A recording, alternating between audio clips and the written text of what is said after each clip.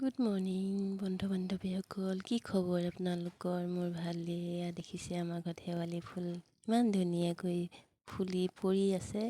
তাকে মই ভাবিছোঁ আজি আপোনালোকৰ লগত ভিডিঅ'টো শ্বেয়াৰ কৰোঁ। এয়া মই শেৱালি ফুলখিনি বুটলি আনিলোঁ, ধুই ল'লোঁ ধুনীয়াকৈ। এতিয়া মই শেৱালি ফুল বনাম। কেনেকৈনো বনাই আছোঁ তাকে আপোনালোকক দেখুৱাইছোঁ। কেৰাহী পাতি তেল ঢালি লৈছোঁ। যিহেতু তেল অকণমান দিম, শেৱালি ফুল কম হৈ যায়। এয়া মই তেলকণ ধুনীয়াকৈ ঘূৰাই লৈছোঁ। লগতে মই পাঁচফোৰণ আৰু নহৰু, শুকান জলকীয়া গোন্ধৰ কাৰণে দি দিছোঁ।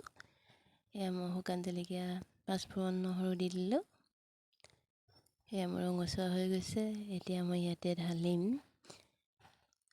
সোৱাদ অনুযায়ী নিমখ আৰু হালধি। জোখ অনুযায়ী ঢালি দিলে হৈ গ'ল নিজৰ মতে। এয়া দি দিছোঁ মই।